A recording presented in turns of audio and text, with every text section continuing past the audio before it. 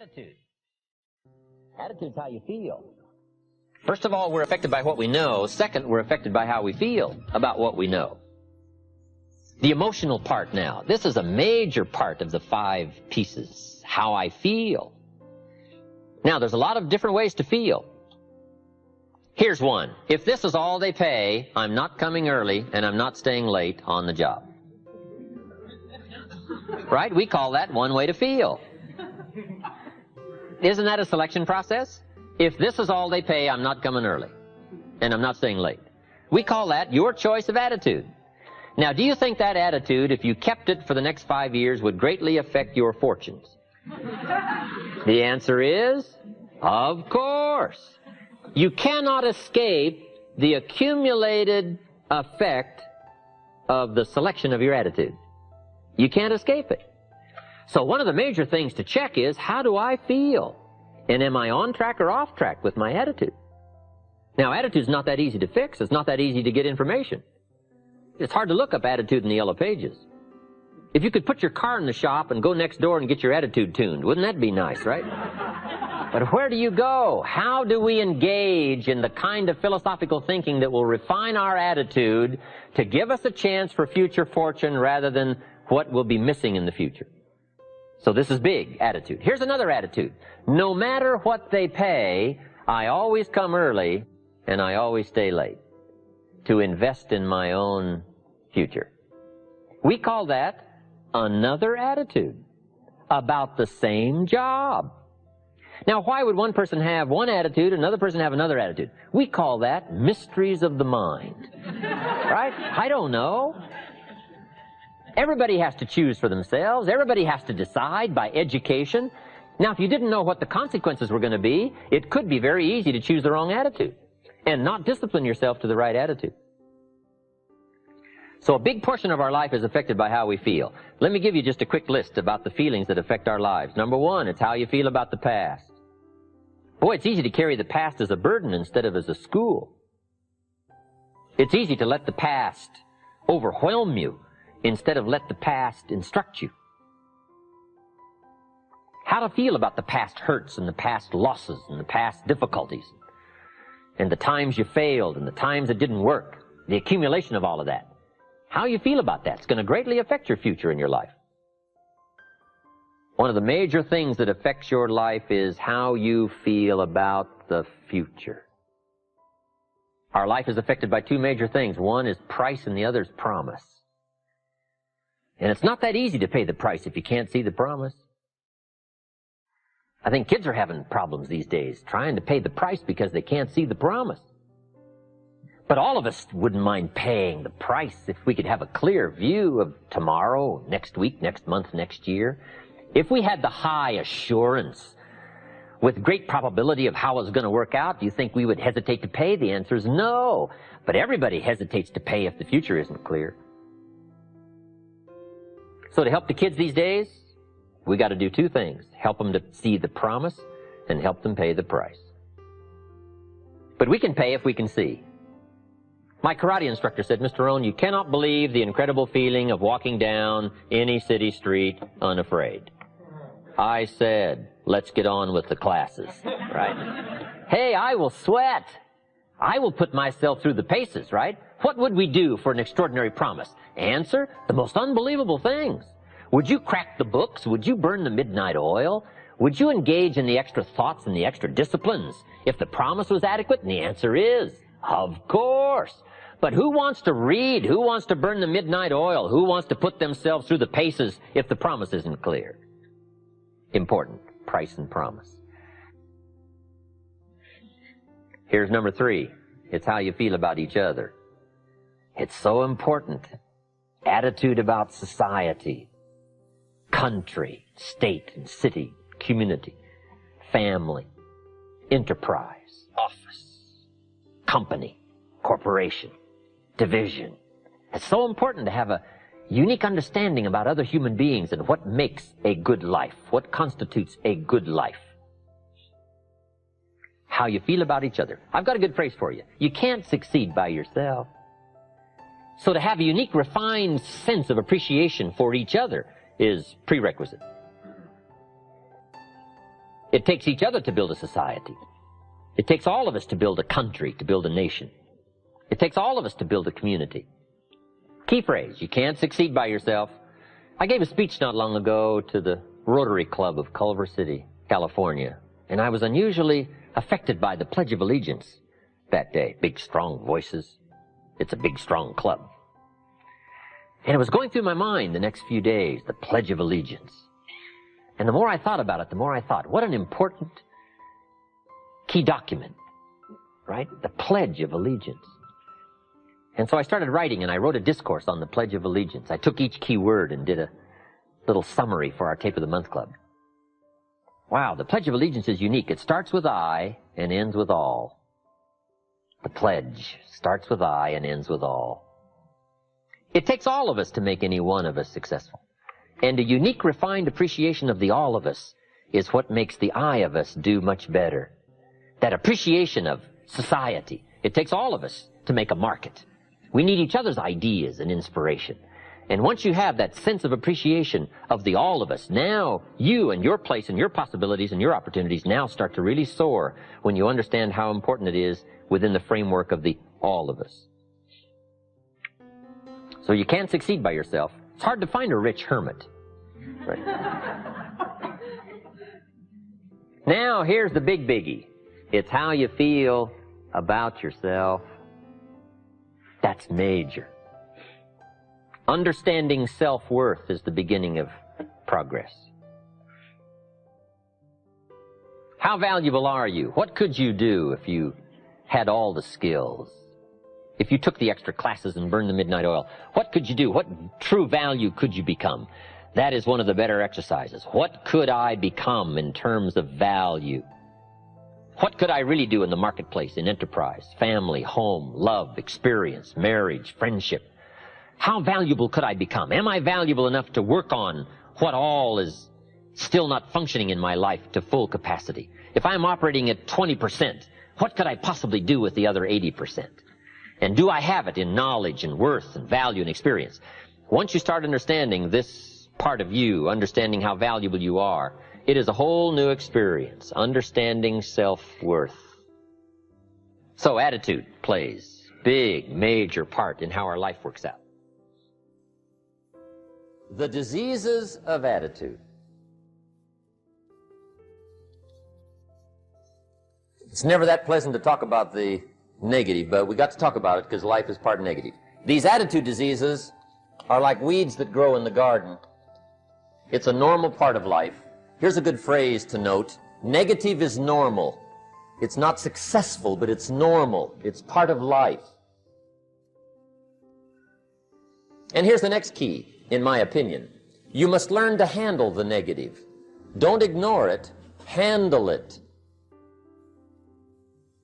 Now, I know some people teach the other way. And listen to them. And listen to me. And then make up your own mind. Right? Don't be a follower. Be a student.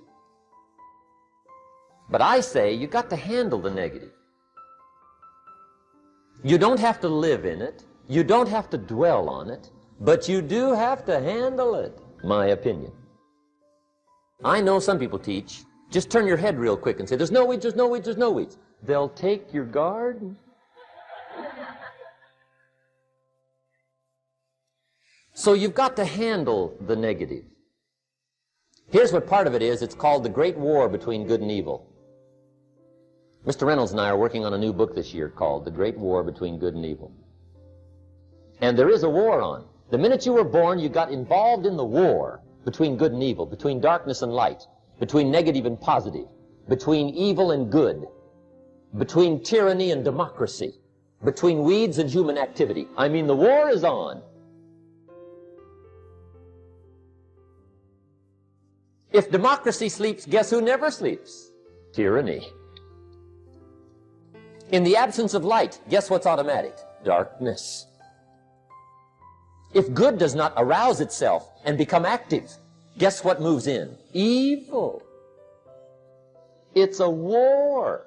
A mental war, a physical war, a financial war, between enterprise and ease, between accomplishment and failure. It's a war. That's why there's an Old Testament phrase that gives the best advice for human activity when it says, 6 days labor, 1 day rest. Now, I'm sure we've taken that to mean, don't work all 7 days.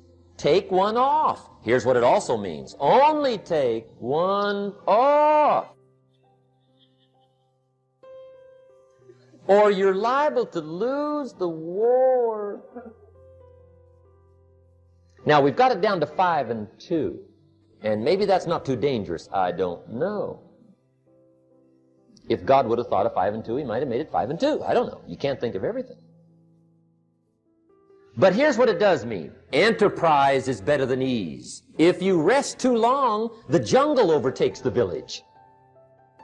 Now, here's the good news about the war between good and evil. Evil is no match for good, but good must be active. Weeds are no match for human activity, but if you stand still, how far in will they come? All the way. They'll grow right up around your shoes. But if you get busy, how far back can you take them? As far as you wish. They're no match, but you must be active.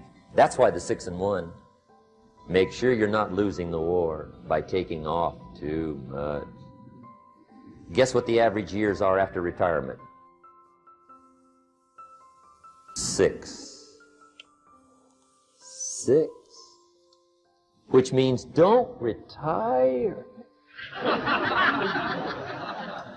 Your chances are too slim. Okay. The war between good and evil, the weeds. You got to make sure you recognize the negative, handle it, deal with it, and then go on. Let's make a list of the diseases of attitude that can wreck all your chances to do well. One of the words that destroys everything is called neglect. Neglect. And I found this out. A week of neglect could cost you a year of repair. It isn't worth it. So what to be on the lookout for?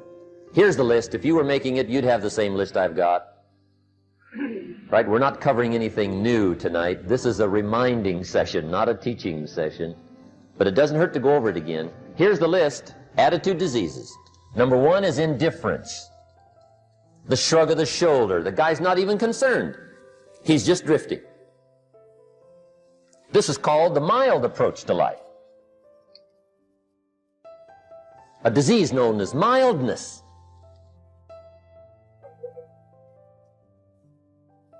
The guy says, well, I can't see getting all that worked up. Well, to be any kind of winner, you got to get worked up. There's one problem with drift. You cannot drift to the top of the mountain.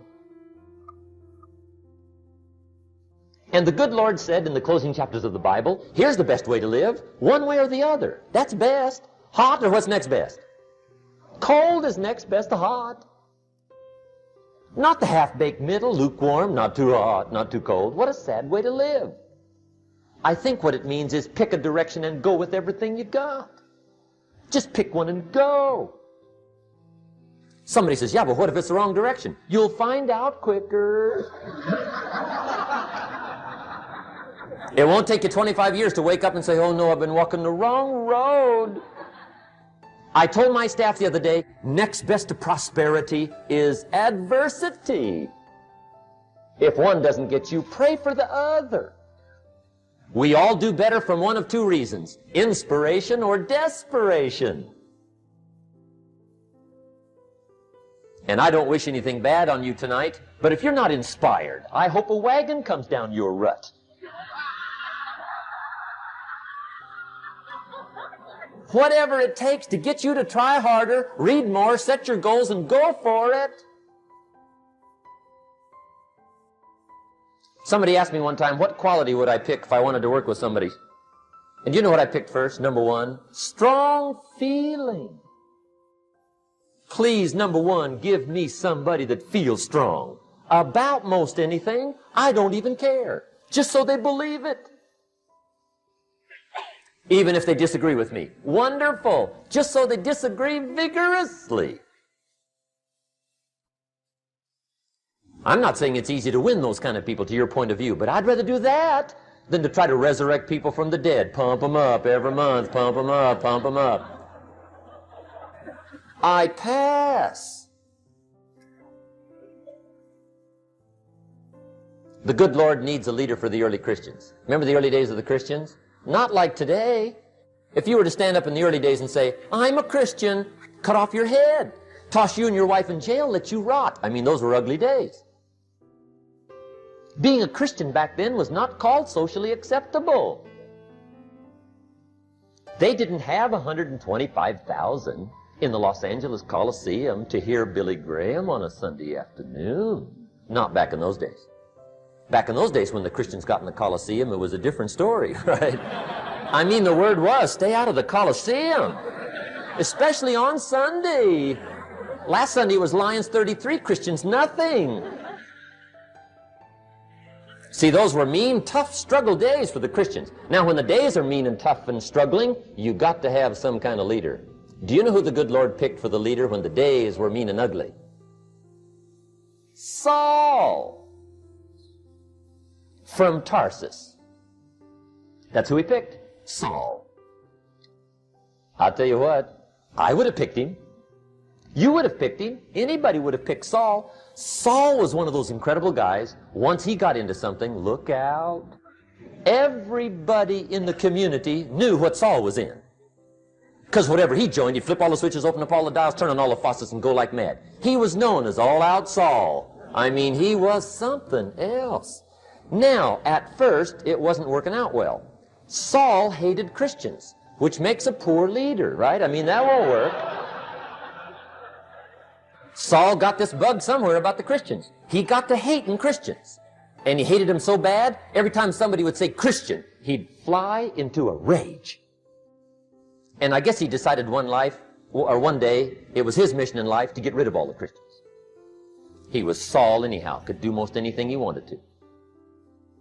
So he got him these letters of authority to go around to the various communities and hunt down the Christians. They said, do whatever you want to with them, Saul, they're unpopular anyhow. Drag them in the streets, whip them, stone them, torture them, kill them. You mention the name Saul from Tarsus to the early Christians, I'll tell you what they would do. They would run, hide, lock the doors, leave town, dive underground. I've been in the catacombs of Rome where they hid. He was mean. I mean, terribly mean. But remember the story? One day Saul's making it for Damascus. Heard about some new Christians, flies into a rage, takes off for Damascus. And the story said he was angry. There's a little sentence in the story that says, on his way to Damascus, he was breathing out threatenings and slaughter, which meant he felt rather strong about the idea, right? That's strong. That's strong. But on this journey, right, according to the story, as Saul was making his way to Damascus, the good Lord looks down out of heaven and says, there's my man, Saul. He's got to be something else. And according to the story, this great light shines out of heaven, knocks him flat, right off his horse, grinds his face in the dirt, and blinds him for 3 days. The good Lord using recruiting tools we can't use, but when you're Lord, right? To make a long story short, Saul from Tarsus becomes converted to Christianity. He becomes Paul, the great leader, the apostle. And without a doubt, the good Lord got him a dandy. One he didn't have to pump up every month.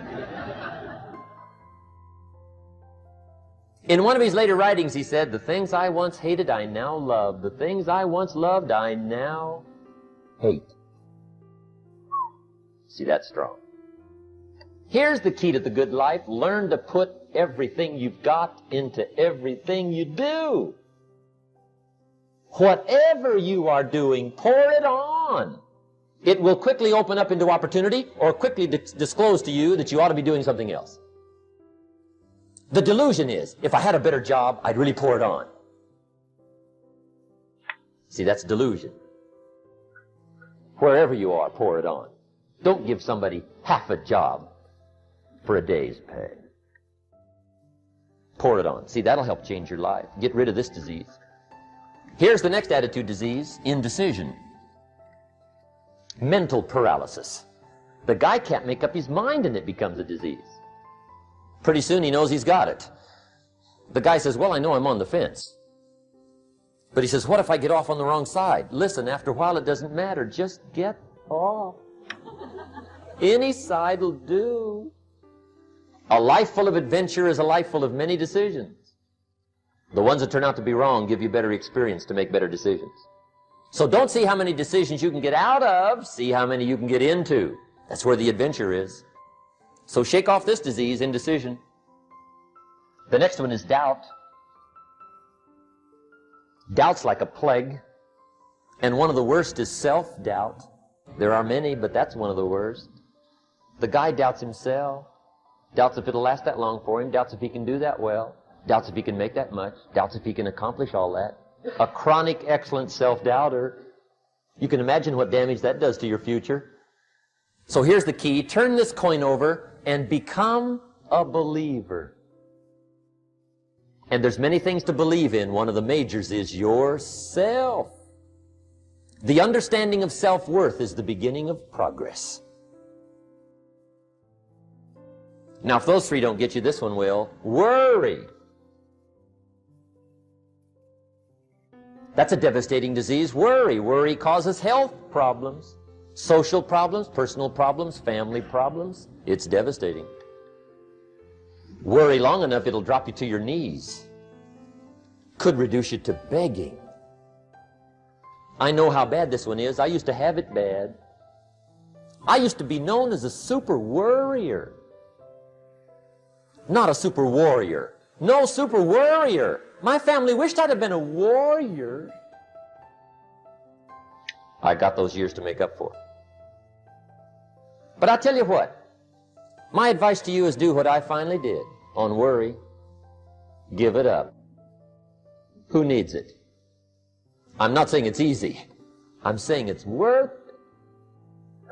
It took me almost 1 year to kick the worry habit, and it was not an easy year. It was one of the toughest years I ever spent, but I finally got that monkey off my back.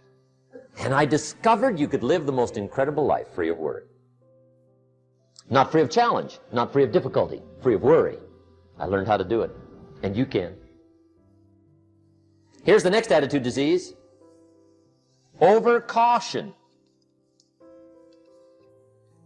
Some people never will have much. They're too cautious. Now, you can also be too reckless, but you can also be too cautious.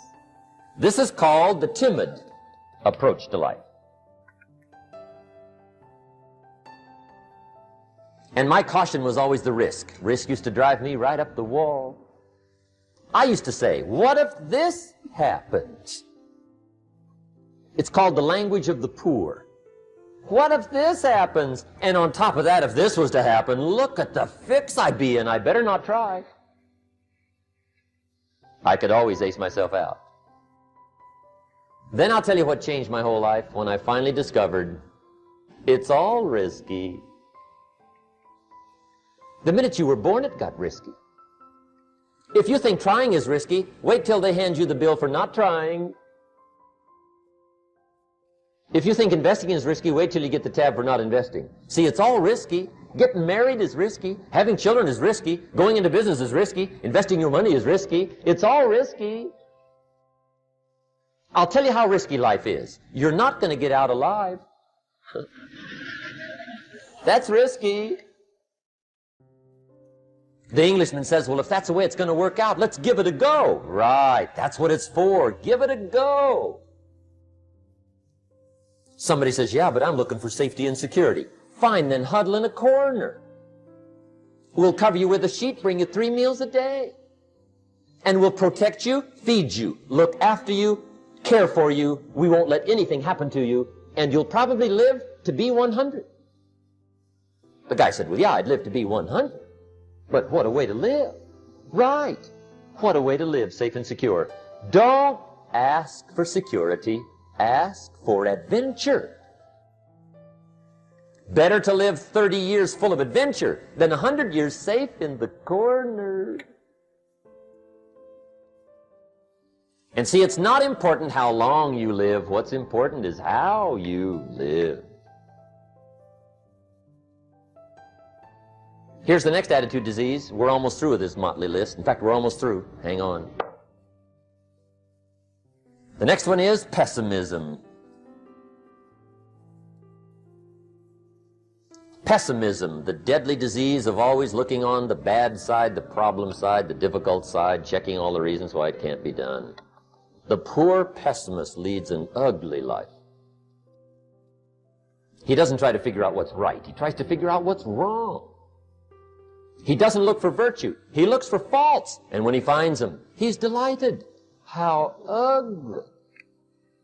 This is the poor guy who looks through the window, doesn't see the sunset. He sees the specks on the window.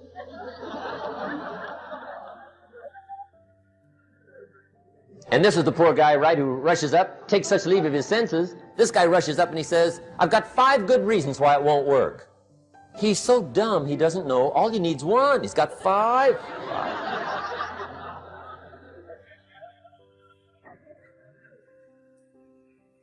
To the pessimist, the glass is always half empty. To the optimist, the glass is half full. Why would the same measure affect people 2 different ways? Answer, it all depends on how you look at it. Our lives are mostly affected by the way we think things are, not the way they are. The way we think they are affects us most. There's a subject we don't have time to get into tonight called better thinking habits.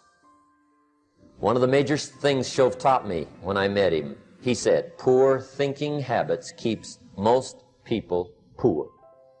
Not poor working habits. Most people work hard, but they don't think hard. And Shove taught me that the mind is like a factory, a mental factory. And whatever you think about all day long pours ingredients into this mental factory. And that's what builds the economic, social, financial fabric of your life. He quoted me a Bible phrase that says, as you think, so you become. How awesome. When he talked about poor thinking habits, he had me. I used to start the day reading the morning newspaper. I mean, you can believe that or not. I'd get a cup of coffee and read the paper. I'd load up on wars and riots and murders and stabbings and killings and bank robberies and muggings and car wrecks and tragedies.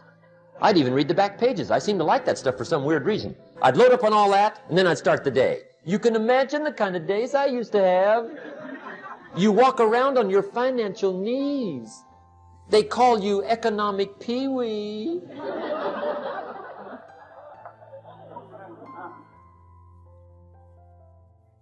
The guy says, I want to be a great leader. Wonderful. The first thing we do is follow him to his house. When we get there, we walk in and check his library, number 1. Somebody says, well, why check his library? The reason is because what a man reads pours massive ingredients into his mental factory, and the fabric of his life is built from those ingredients. You would not believe what some people have got in their house to read. You would not believe. One of the best dressed up words I know for a lot of it is trash. Can you imagine dumping a barrel of trash into this mental factory every day and coming out with a rich, dynamic, positive life? It can't be done. You might as well try making a cake with cement. The kids back in Danbury, Connecticut, high school, they're asking me questions one day. I'm talking to the kids. Kids got good questions these days. One of them said to me, Mr. Rohn, how do you build the good life? I said, it's simple. It's not easy, but it's simple. Here's how you build anything. Select the right ingredients, keep out the wrong ingredients, and it starts with thought. Everything starts with thought. So you must be wise and careful what you think about, because that starts everything. You got to be wise and careful. I asked the kids, what would happen if somebody dropped sugar in my coffee? They said, well, you'd be okay. I said, what if somebody dropped strychnine in my coffee? They said, well, you'd be dead. I said, correct. Lesson 1. Life is both sugar and strychnine. You gotta be careful. I said, what if my worst enemy drops in the sugar? They said, will you be okay? I said, what if my best friend, even by accident, drops in the strychnine? They said, well, you'd be dead. I said, correct. Lesson 2, watch your coffee.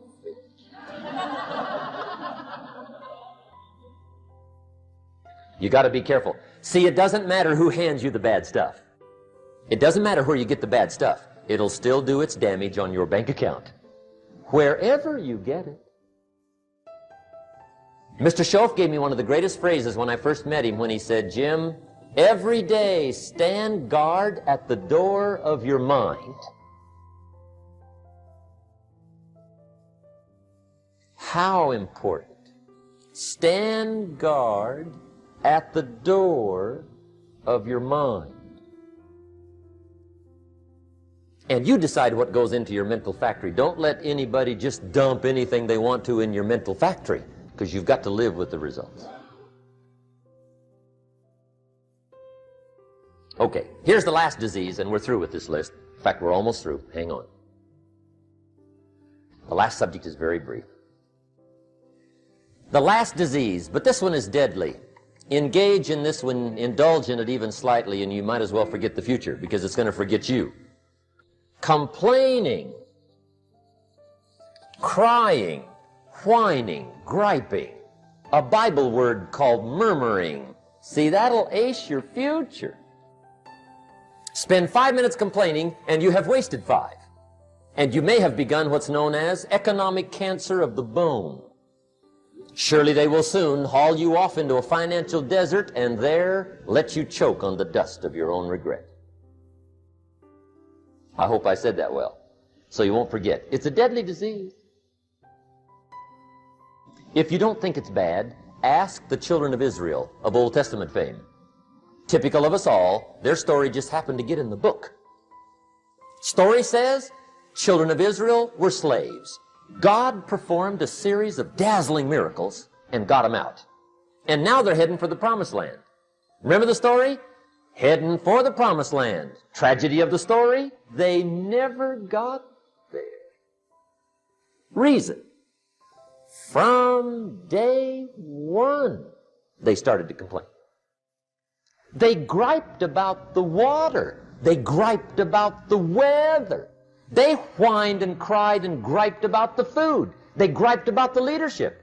They whined and cried because it was too far, too cold, too hot, too difficult, too miserable. I mean, they whined and cried for years. Finally, God said, I've had it, trip canceled. Or something like that. The story says they died in the desert, never got to the promised land. Which I think means 2 things. Indulge in this long enough, you get your future canceled. And I guess it also means even God himself can only take so much.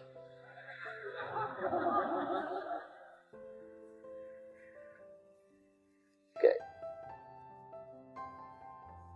Just be on the lookout of the things that can destroy all the good you start. The war is on.